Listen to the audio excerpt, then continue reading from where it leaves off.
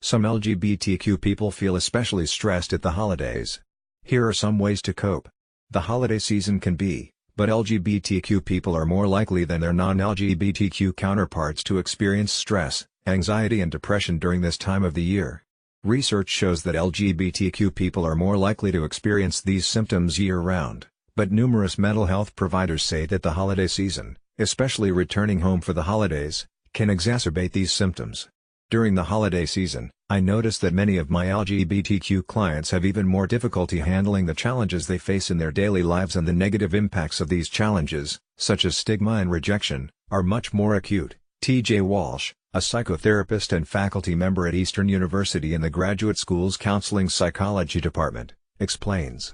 Psychologist, head of, echoes those same conclusions. While experiences vary by individual, most of my LGBTQ and non-binary identifying clients report similar feelings of tension and stress during the holiday season, Jones says. Common struggles range from anxiety and depression, to feelings of rejection for freely expressing their authentic selves. For these clients, going home for the holidays is not always a time of bliss, but a painful reminder of moments of their otherness within their families. Christina Furia, psychotherapist and owner of In Philadelphia, adds, the tradition of joining together with family can be the cause of much apprehension and anxiety, and, for many LGBTQ-identified individuals, it may also mean dealing with passive or even overt homophobic sentiments and rejection by family members. And while some LGBTQ people may choose not to return home for the holidays, the season can still be triggering for them as well. Even for LGBTQ people who are not going home, the meaning of family is something that is brought up at the holidays, Julian Sombrano, an art therapist based in Los Angeles, told NBC News Better in an email. This happens consciously or even on a subconscious level, and can be difficult to avoid. Research suggests that when compared to people that identify as heterosexual or cisgender, LGBTQ individuals are to experience a mental health condition. They are to experience depression, anxiety and substance misuse. In 2015, the Substance Abuse and Mental Health Services Administration's National Survey on Drug Use and Health, NSTU, found that in the past year, compared to 8% of heterosexual adults, that is nearly double. A 2016 Centers for Disease Control and Prevention study found lesbian, gay and bisexual youth to attempt suicide than their heterosexual counterparts.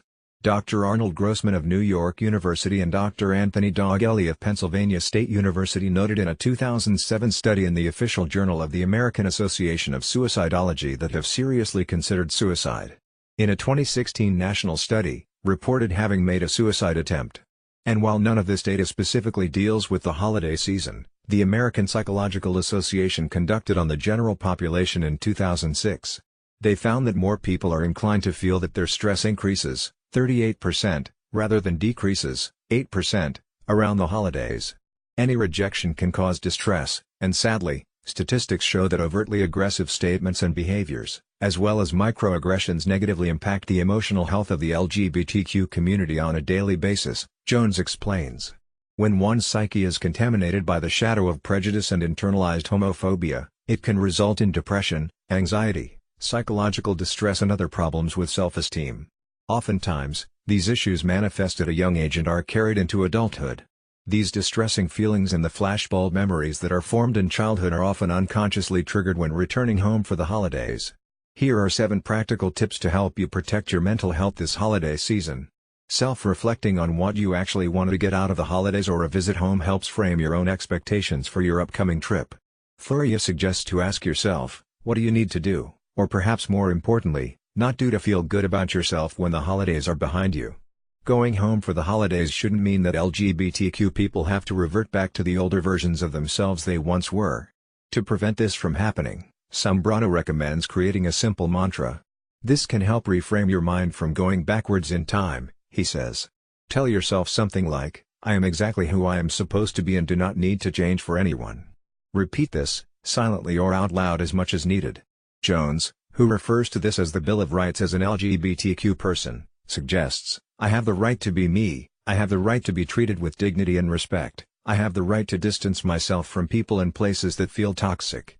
When things become too much, it's okay to remove yourself from what's triggering you, especially to prevent a breakdown to happen later. In a stressful moment, it's great to take quick relaxation breaks of 1 to 5 minutes to calm yourself down, Walsh suggests. When you begin to feel as though things are becoming too much, close your eyes, take several deep breaths, meditate or just relax. Imagine yourself in your favorite place, think of a happy memory or visualize yourself succeeding at a goal. Jones says that much of the discrimination LGBTQ people face at the holidays aren't necessarily with insults and slurs, but microaggressions. As verbal, nonverbal, and environmental slights, snubs, or insults, whether intentional or unintentional, which communicate hostile, derogatory, or negative messages to target persons based solely upon their marginalized group membership. Jones lists, "It's fine, I just don't want to hear about it, that's your issue, why aren't you married yet? This is my gay cousin," all as examples of microaggressions that call a person's gender or sexual identity into question in a subtle, but harmful manner.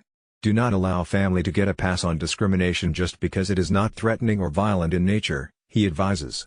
Microaggressions are still an affront on your right to feel comfortable, seen and respected for your full, authentic self. It can be hard too, but doing so may reduce tensions later, helping you deal with toxic behavior from family members without melting down. One of the best ways to overcome stress during the holidays or any other time is to exercise regularly, Walsh suggests. Research shows that physical activity not only boosts your fitness and energy levels but can also elevate your moods and increases production of endorphins, your body's feel-good neurotransmitters. While there are many things to do to prevent confrontation, Jones recommends speaking up and setting boundaries. When insensitive statements or actions cross the line, speak up for yourself, he says. Please don't make comments like that, they're painful and make me feel unwelcome here. A simple statement like this demands respect, establishes gentle, yet firm boundaries, without spreading further toxicity.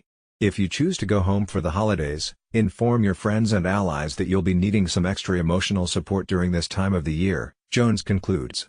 Text or call your support system if at any point you feel overwhelmed by your family, and upon your return, surround yourself with people who make you feel loved and remind you that you're perfect just the way you are.